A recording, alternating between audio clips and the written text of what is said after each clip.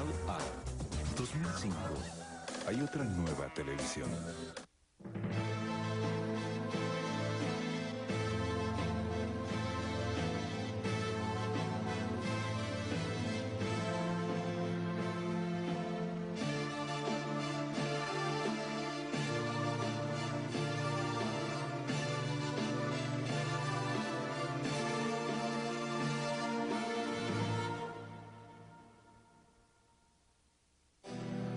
El hombre es, por naturaleza, un animal político, y quien por naturaleza y no por accidente está fuera de la sociedad, se halla por encima o por debajo de lo humano. Ha de ser una bestia o un dios. Aristóteles, Política. Aristóteles nació en el año 384 a.C. en la pequeña ciudad de Estagira, en la actual Estabró, que se encuentra en la costa noreste de la península de Calcidia. Su padre se llamaba Nicómaco y de hecho era el médico personal de Amintas II, el rey de Macedonia, que era a su vez el padre de Filipo y el abuelo de Alejandro Magno. Su madre se llamaba Festis y provenía de Calcis, que es de hecho donde Aristóteles se iba a refugiar en los últimos días de su vida. El interés de Aristóteles por el estudio de la naturaleza quizá comenzó en su juventud, pues probablemente fue instruido por su padre en los rudimentos de la medicina en la corte de Amintas II. Entonces Aristóteles muy probablemente en la infancia haya vivido en la ciudad de Pela, que era el lugar donde se encontraba la corte de Macedonia, y allí haya conocido a Filipo, que más o menos tendría su misma edad. De todas maneras, Aristóteles permaneció muy poco tiempo allí en Pela, porque sus padres murieron cuando todavía era niño. Y lo tomó a su cargo un pariente de la familia, se llamaba Próxeno, y lo llevó con él a otro lugar en Asia Menor, que se llama Atarneo, cerca de la región de Misia. Allí, en Atarneo, Aristóteles conoció a Hermias, que en ese momento era un simple ciudadano y más adelante se iba a convertir en el gobernante, en el soberano de la ciudad de Atarneo y también de la ciudad de Asos. Cuando Aristóteles tenía unos 17 años, su tutor decidió enviarlo a estudiar al lugar más reconocido de Grecia, la Academia Platónica. Hay que pensar que la Academia Platónica había sido fundada en el 388 a.C., es decir, 4 años antes que Aristóteles naciera. Y ya hacía tiempo que la fama de Platón y de la escuela filosófica que él había fundado se había extendido por toda Grecia. Rápidamente, Aristóteles se convirtió en el alumno más brillante de la academia.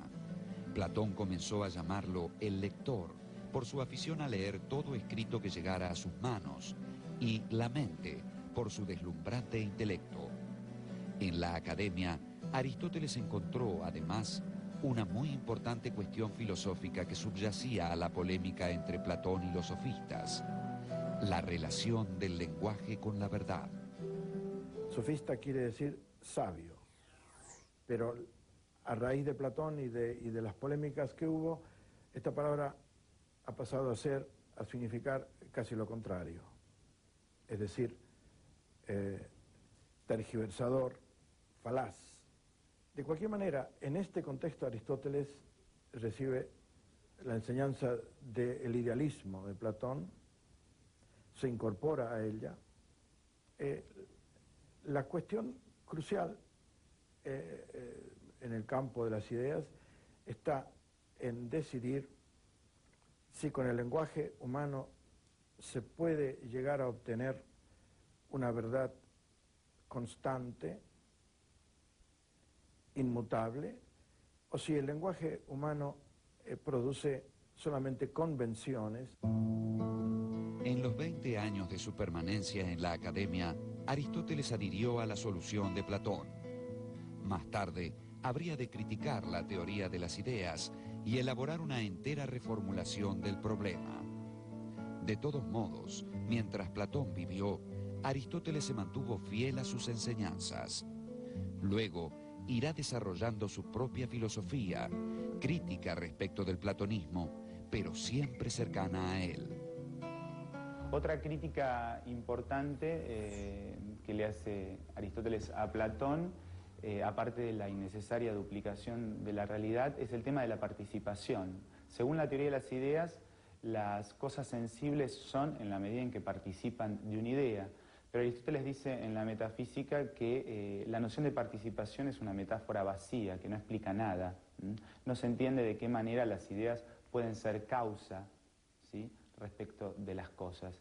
Esto también va a tener una incidencia muy fuerte en la ética de Aristóteles, sobre todo cuando él critique la idea del bien platónica. Podría decir que la diferencia central pasa por lo siguiente.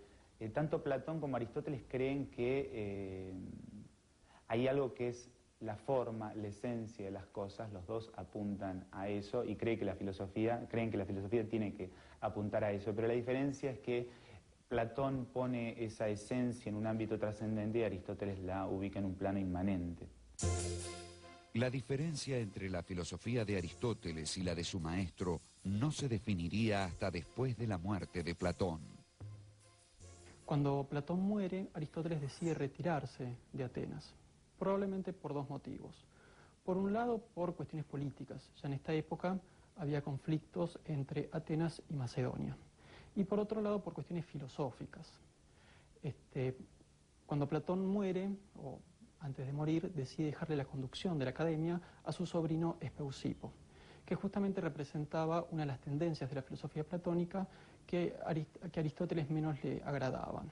Entonces, por eso Aristóteles decide retirarse. Aristóteles viajó a Aterneo, donde se encontró con su amigo Hermías, soberano de la ciudad. Junto con dos platónicos, Erasto y Corisco, fundó una escuela filosófica en la ciudad de Asos. Filipo decide llamar a Aristóteles para que sea el preceptor de Alejandro Magno, que en ese momento ya tenía 13 años.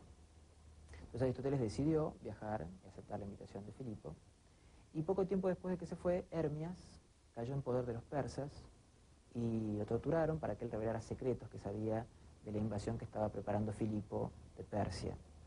Aristóteles se conmovió mucho por esa muerte heroica, porque en ningún momento reveló los secretos de Filipo, y le dedicó un poema que más adelante le iba a traer problemas, porque los atenienses lo iban a acusar de irreligiosidad y de impiedad por haber compuesto un poema a una persona que más parecía ser digno de un dios que de un ser humano. El poema a Hermías no fue el único homenaje que Aristóteles rindió a su infortunado amigo. Hermías no tenía más familiares que una hermana menor, cuyo nombre era Pitia. Aristóteles se hizo cargo de ella y poco tiempo después la desposó. Mientras, se dedicó a la formación del joven Alejandro. En el año 340, al morir Filipo, Alejandro fue nombrado regente de Macedonia. Aristóteles volvió entonces a Estagira, su ciudad natal. Luego de pasados 5 años allí en Estagira, en el 335, Aristóteles vuelve a Atenas. Era un hombre que tenía 50 años, era sin duda el pensador más famoso, más reconocido de toda Grecia. Y en ese momento la sucesión de la academia había pasado a manos de Genócrates, de quien Aristóteles en un primer momento había sido amigo y había compartido doctrinas filosóficas, pero ahora se había distanciado mucho de él. Entonces decidió fundar una escuela por su cuenta, ahora sí distinta de la academia, incluso opuesta a la dirección y al pensamiento de la academia. Aristóteles alquiló unas casas que estaban junto al santuario dedicado a Apolo Liceo. De ahí tomó su nombre la escuela aristotélica, el Liceo. En el terreno arrendado había además un jardín que tenía senderos. A Aristóteles le gustaba pasear por este lugar mientras daba sus clases de la mañana, dedicadas a los discípulos más avanzados. Como en griego, paseo o lugar de paseo se dice perípatos, los asistentes a esas clases fueron llamados peripatéticos. Los apuntes correspondientes a las clases que impartía Aristóteles por la mañana son lo que se ha llamado escritos esotéricos y son los que conservamos. De los otros, llamados exotéricos, solo nos han llegado algunos pocos fragmentos. Respecto a las obras de Aristóteles, hay que distinguir entre obras exotéricas y obras esotéricas, con X, exotéricas, y esotéricas con S. Las obras exotéricas son, al parecer, las obras que Aristóteles había destinado a la publicación. Eran, según testimonios, diálogos a imitación de los de Platón, o parecidos a los de Platón. Pero el problema es que las obras que supuestamente Aristóteles destinó a la publicación no se conservaron, o mejor dicho, se conservan solo fragmentos. Lo que sí constituye el corpus aristotélico son las llamadas obras esotéricas, las obras destinadas a un auditorio de alumnos. Básicamente lo que se conservan de Aristóteles son notas y apuntes de clase. De allí el tono bastante árido y elíptico que tienen las obras de Aristóteles. Según Cicerón, los diálogos hoy perdidos de Aristóteles eran un río de oro por su elocuencia y su lenguaje elegante y preciso. Además de las obras esotéricas y exotéricas, también integran el corpus una serie de recopilaciones sobre temas muy diversos y una cierta cantidad de obras cuya atribución a Aristóteles resulta dudosa. La obra aristotélica en su conjunto, o al menos lo que conocemos de ella, demuestra la amplitud de sus intereses intelectuales. Lógica, física, biología, ética, metafísica y política, entre otros. Bajo la dirección de Aristóteles, el Liceo se constituyó en un foco de cultura y no dudó en fundar la primera gran biblioteca de la antigüedad, como también un gran museo y un zoológico. Por lo que sabemos, Alejandro subsidiaba al Liceo y eso fue lo que le permitió a Aristóteles conseguir un gran número de volúmenes, por la cual hizo una gran biblioteca, que de hecho iba a ser un anticipo de la Escuela de Alejandría, de la Biblioteca de Alejandría, y por otra parte logró conseguir gran cantidad de mapas y gran cantidad de animales para hacer un zoológico. Los años en que dirigió el Liceo fueron los más productivos en la vida de Aristóteles. De esta época data la mayor parte de su obra, y aunque solo una parte de ella haya llegado hasta nosotros, sabemos que era vastísima.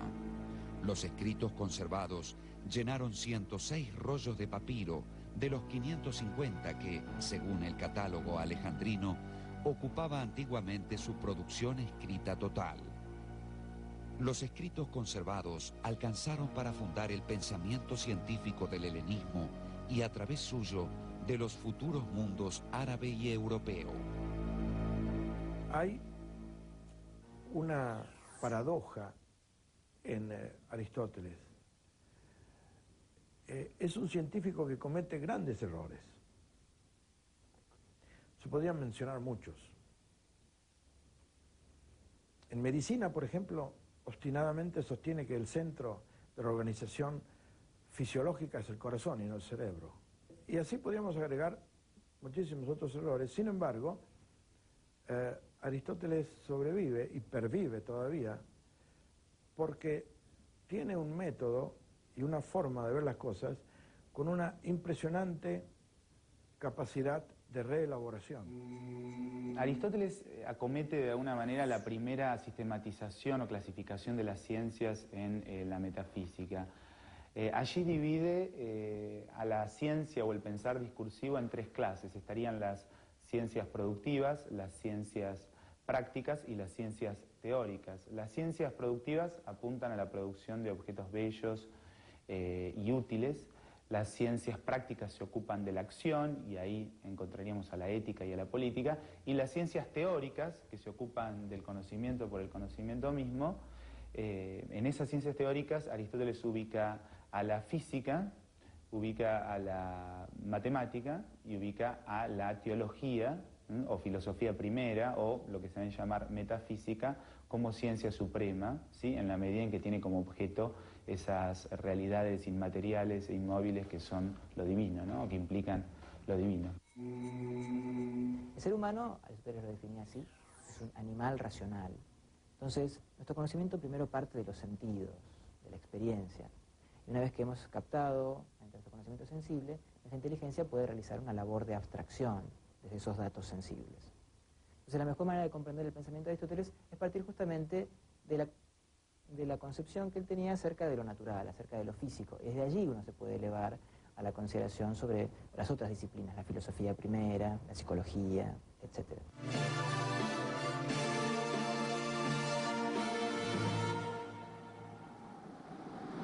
Puesto que el pensamiento de Aristóteles partía de la observación, su primer problema fue el del cambio. El pensamiento anterior había opuesto el cambio al ser. Por su parte, Aristóteles acuñó la noción del ser en potencia, que no es un no ser y tampoco un ser pleno, lo que en la terminología aristotélica se denomina ser en acto. Esta noción le permitió explicar el cambio como un paso del ser en potencia al ser en acto. Así, por ejemplo, la madera es una mesa en potencia y la mesa, por otra parte, es una madera en acto. Para explicar el cambio al que todas las cosas del mundo están sometidas, hay que pensar que en cada caso hay algo que cambia. Aristóteles llamó ousia a ese algo. La palabra griega ousia designaba el verdadero valor de una propiedad puesta como garantía en una transacción comercial. La ousia de un terreno era lo que ese terreno auténticamente valía, lo que objetivamente representaba, su realidad. La palabra fue traducida luego por los romanos como sustancia, es decir, lo que está por debajo, lo que sostiene. Lo sostenido por la sustancia son los accidentes. Una silla puede ser más vieja o más nueva, más clara o más oscura, pero seguirá siendo lo que es.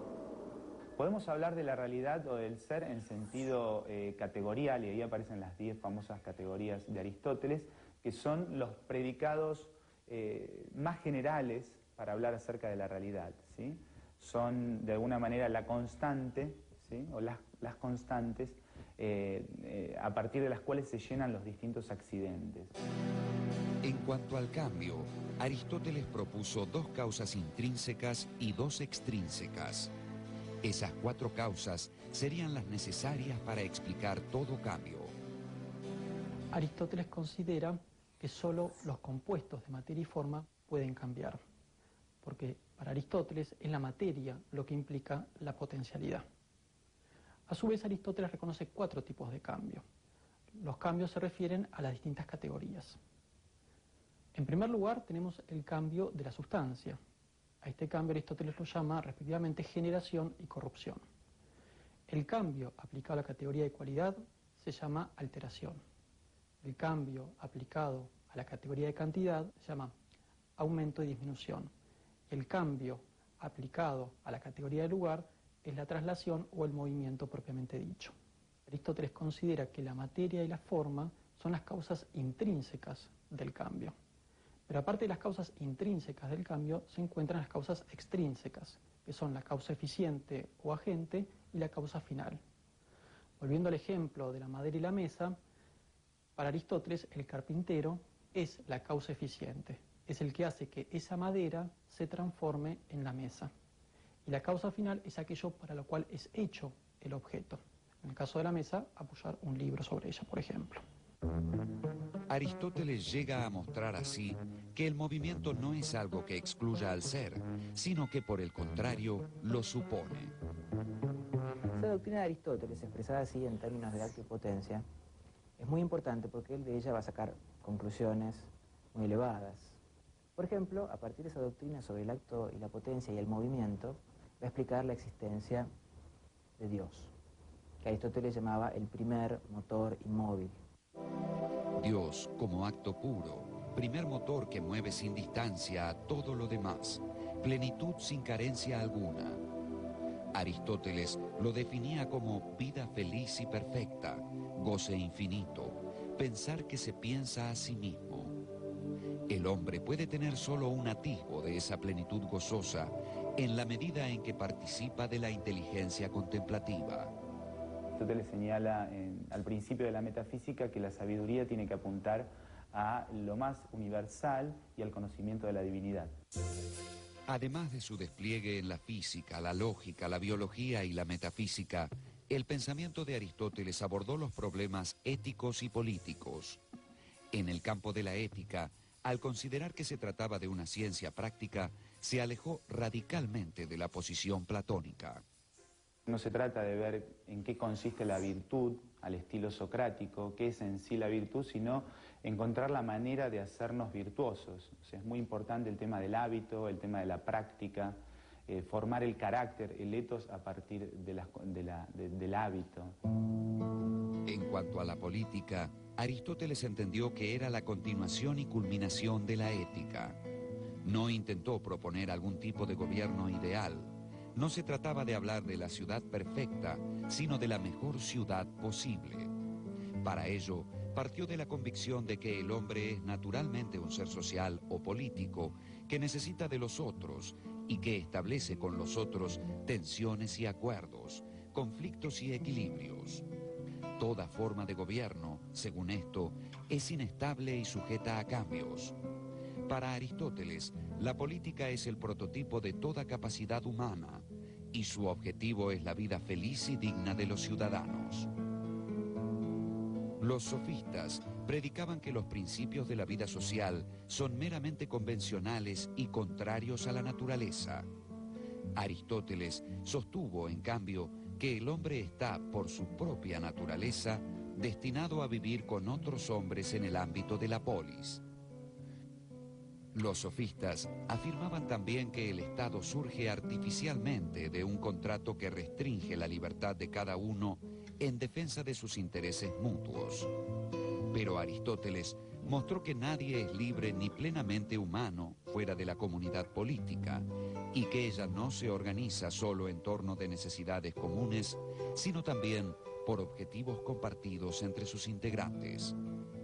Entonces Aristóteles, en vez de crear nuevas ciudades ideales, se pone a estudiar las ciudades reales y escribe un libro que está publicado, está traducido al castellano también, que se llama La Constitución de Atenas, que era una especie de archivo de qué había ocurrido en la Atenas del siglo V y parte del IV. Y analiza la enorme documentación que va archivando, y en ese análisis está su teoría política.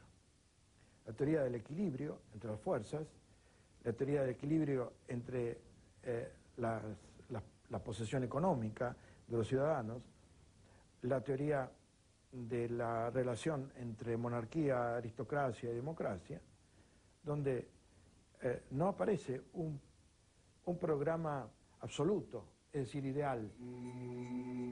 Si nos preguntamos cuál es la importancia de Aristóteles en la historia de la filosofía, podemos ver que si bien tomada en conjunto, la historia de la filosofía nos muestra muchas tendencias filosóficas o autores que se alejan del aristotelismo, al mismo tiempo, o en última instancia, observamos que siempre hay un retorno a la filosofía aristotélica. Es decir, que la filosofía de Aristóteles es una continua fuente de inspiración para los filósofos. Y por eso mismo se puede decir que la filosofía de Aristóteles es una auténtica filosofía perenne. En junio del 323 murió su protector, Alejandro de Macedonia, y Aristóteles sintió su vida en peligro. Ya el maestro de Platón, Sócrates, había sido condenado a muerte por los atenienses en el año 399 a.C. Aristóteles, en una carta a un amigo, explicó que abandonó Atenas en el 323 para impedir que los atenienses pecaran por segunda vez contra la filosofía. Al dejar Atenas, Aristóteles se instaló en la casa de la familia de su madre, en Calcis, Eubea. Murió allí poco después, en octubre del 322 a.C., a la edad de 63 años.